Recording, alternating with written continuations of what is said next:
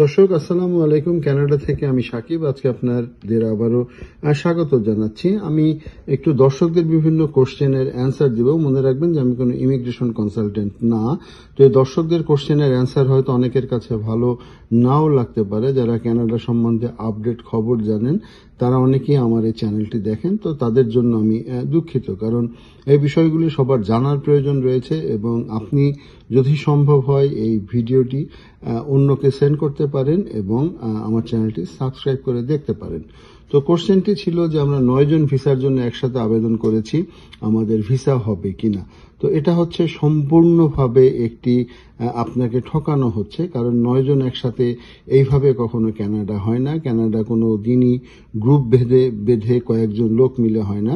Canada আপনার নিজের application করতে হবে এবং নিজের অ্যাপ্লিকেশন করে জব ব্যাংক কানাডাতে ওরা অর্থাৎ জব ব্যাংক কানাডার চাকরি দেখে অ্যাপ্লিকেশন করতে হবে। ওরা যদি এলএমআই আপনার জন্য ইস্যু করে তখন আপনি ভিসার জন্য আবেদন করতে পারবেন। তো ভিসার জন্য আবেদন যে করতে পারবেন, ভিসা হবে কি হবে না সেটা একমাত্র ভিসা অফিসার বলতে পারে। ইভেন যে আপনাকে হায়ার করবে সেও কিন্তু বলতে পারবে না। আর দ্বিতীয় ব্যাপার হচ্ছে যে 9 জন একসাথে আবেদন করেছেন, তো 9 জনের চাকরির সুযোগ কিন্তু এইভাবে কানাডা থেকে নিয়ে যাওয়ার খুবই কম রয়েছে, কারণ প্রত্যেকটা কোম্পানিরই একটি খুবই কমের সিলিং থাকে, 1 জন 2 জন বা 3 জন, অর্থাৎ 9 জনও কোনোভাবে নিতে পারবে না। মনে রাখবেন যে কানাডার মধ্যে এখন অনেক লোক বেকার রয়েছে এবং স্টুডেন্টরা চাকরি পাচ্ছে না। সেক্ষেত্রে আপনাদের 9 জনকে একসাথে কোন হিসাবে নিয়ে আসবে সেই বিষয়টা একটু মাথায় রাখবেন। আবারও বলি যে কানাডা কখনোই মধ্যপ্রাচ্যের কোনো দেশ না, কানাডা কখনো মালয়েশিয়া বা এই ধরনের কোনো দেশ না। এই জায়গাগুলিতে যে সমস্ত লোকের প্রয়োজন হয় ওরা জব ব্যাংক কানাডাতে ওরা সার্কুলার দেয় এবং এলএমআই অ্যাপ্রুভড জব, বিদেশিদের জন্য জব, এবং সেগুলোতে যদি আপনি কম্পিট করতে পারেন ওরা আপনাকে ফর্মালি পরীক্ষা নেবে। এই পরীক্ষাগুলি আপনাকে নিবে অবশ্যই হয়তো গুগল মিট বা কোনো একটা জায়গায় কোনোভাবে হোয়াটসঅ্যাপে বলল যে তোমার চাকরি হয়ে গেল, এভাবে কানাডাতে হয় না।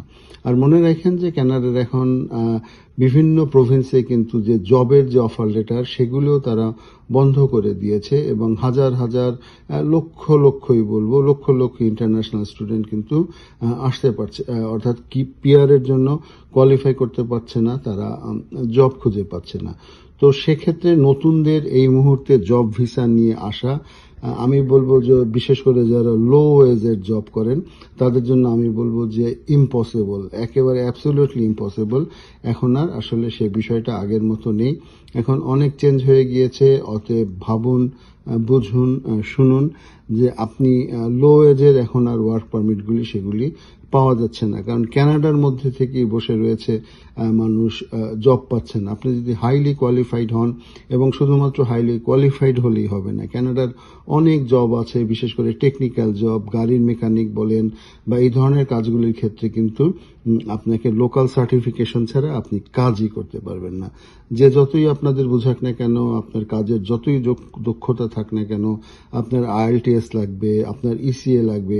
অনেক ক্ষেত্রে আইএলটিএস এবং ইসিএ থাকলেও হচ্ছে না, কারণ লোকাল যদি কোনো আপনার সার্টিফিকেট না থাকে, যেমন টেকনিক্যাল যে কোনো কাজের জন্য লোকাল সার্টিফিকেট ছাড়া কিন্তু সম্ভব না। অতএব এই যে এই 9 জন একসাথে আসতে চান, এভাবে কখনোই সম্ভব না। দয়া করে প্রতারিত হবেন না। ধন্যবাদ।